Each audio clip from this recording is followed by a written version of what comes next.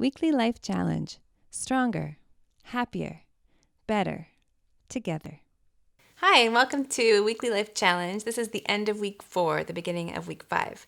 This past week, I spent attempting to eat mindfully. The goal was to eat one meal a day, or at least part of a meal a day, really consciously enjoying my food, thinking about it, experiencing the textures, the flavors, not being distracted, really focusing on the food. And I was able to do that for at least one bite per meal. So instead of doing a meal a day, I think it was more like a bite a meal.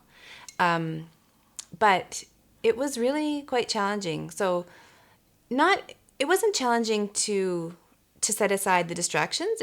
That was easy. I could just decide, I'm not going to go to the computer when I'm eating, or I'm not going to bring my phone with me. That was okay. But maintaining the focus throughout the meal was really difficult. So first of all, I would often find that I had eaten half a meal while I was preparing it, just kind of popping things into my mouth as I prepared, which was not mindful. But then when I would sit down to eat, the first few bites, I could really, really practice this mindful thing, not to the full capacity, but looking at it and tasting it and really experiencing it. And then I would just start chewing really quickly and swallowing really quickly and eating like I always do. And so that was a really interesting thing to observe, and hard to undo, hard to retrain myself in that. I don't know why that is, if it's just because it's a habit, or if it's because the mind gets bored, or if I don't know. But it was not easy. I tried to make a game of it. So at dinner time, my 6-year-old and I would sometimes listen to our cucumbers, and that was fun, but didn't really keep me focused the whole meal. But anyway, I feel like it was a week well spent. I enjoyed the things that I did learn. So I learned that it's hard for my mind to focus, and I learned that I don't really know things about the way I eat or the things I like to eat necessarily. So for example, I thought avocados were green, and they are kind of green, but they're mostly yellow. I didn't realize. Yeah, so I still like them. I like them when they're yellow. I'll still eat them. I also learned that I don't like the texture of beans, not green beans, like pulses, lentils, not lentils, all of them, pulses, legumes. That's the word I'm looking for, legumes.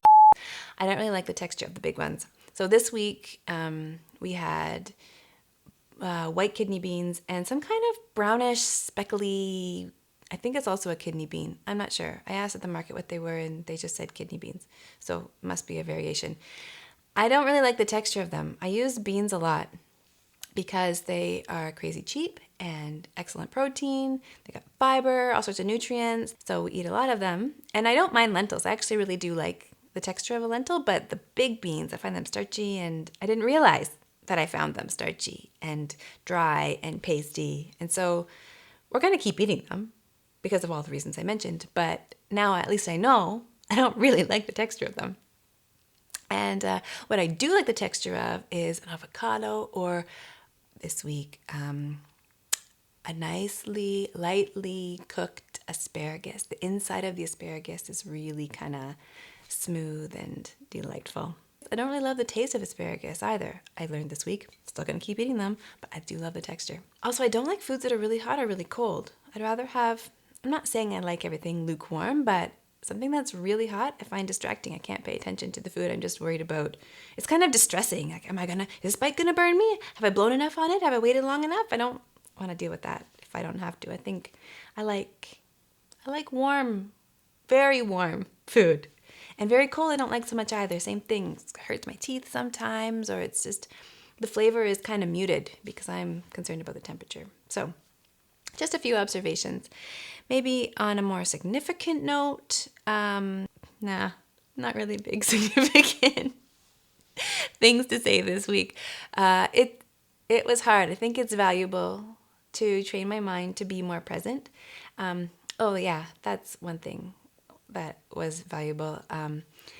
seeing how difficult it was for me to stay focused on something simple like eating made me realize there are lots of things in my life that I do automatically, and I don't want to miss out on all those things. So becoming aware of the times that I'm not being aware is a good practice, and something that I'm glad I spent this week doing. And I'm going to try to be more present when I'm eating and also when I'm doing other things. So that's what I learned this week from mindful eating. So, on that, no. So let's talk about week 5. Can you believe it's week 5? So I've been doing this for 4 weeks now. That's more or less a month. And I like it. I like challenging myself. I like having something each week to kind of sink my teeth into. I like making these little positive changes that keep building on each other. So, building on mindful eating, this week I'm going to do stretching. You're going to see the connection at the end. I'm going to make a connection. So I am, shall I say lazy? I'm sedentary. Most of my life is quite sedentary. I don't have a very active job. I don't build a lot of activity into my life. I'm not required to do a lot of moving if I don't want to. I can sit a lot, and I do sit a lot. I don't really like exercise. There's a number of reasons I don't like exercise, but the main one is that I'm lazy. But it's not a great way to live. So I want to become more active, which is why the first challenge was parking far. Because once I've parked, I got to get back to my car, right? So I can't avoid that and a little bit of exercise. But that's certainly not enough, especially these days when I'm not doing very much driving. So this week I'm going to do an exercise challenge, but it's a very muted exercise challenge. I'm going to do stretching. Stretching seems like a lame-o, really easy cop-out kind of challenge, but I did a little bit of reading about it, and some of the benefits that you can see that people derive from stretching are the same kind of benefits they derive from other types of exercise.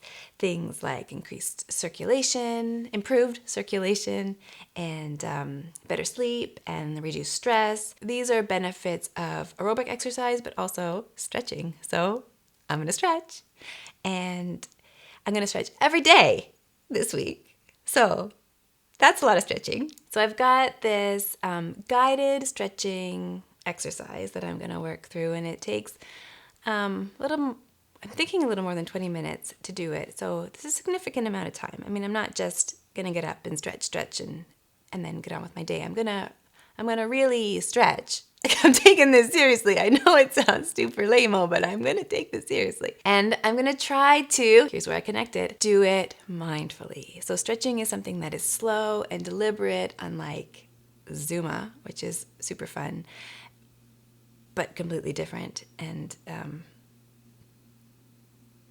I lost my train of thought talking about Zumba. So while I am spending my 20, 30 minutes, whatever it is, following the guided stretching exercise, I'm going to also think about my breath and being in the moment and see if I can bring more awareness to the practice, the exercise, kind of like I tried to do with eating. So that seems like a good idea. And I'm hoping that once I've kind of built a little pocket of time into my day for exercise, that I will keep doing that. And then if the stretching becomes something that I think I can progress beyond, that I will progress beyond it and eventually do some proper exercise. But for now, I'm looking forward to relieving some of the tension in my muscles. I find I'm always kind of walking around like this. So if I could, stretching them, getting some more blood to flow to them, maybe it helps them to learn to relax a little more and I can be a little more limber. I wouldn't mind being a little more limber. So I don't need to stretch this out. I can wrap this up. Basically, last week, mindful eating, really hard, but really good. This week, stretching. I'm going to do it in the morning when I get up. Gonna go through my little guided practice, and I'll let you know next week how flexible I've become. Oh yeah, that's another thing that's good about stretching. You get more flexible. Also, you should leave a comment because it feeds my ego. I don't want to ask people to leave a comment. It's amazing how encouraging a little comment is. So just saying, I did it, or this is how I did it, or that sounds interesting, or like someone did last week, that's going to be hard. It really, just knowing that someone is listening and watching and reading along does really encourage me to get up and do the thing that I'm committing to doing. So if you don't mind, if you got a few minutes and you got something to say, I would love to read your comment. So thanks again for joining. Please check out weeklylifechallenge.com and join the Facebook group if you're interested. And have a really great week. A stretchy week. A nice long week, a stretched out week. No.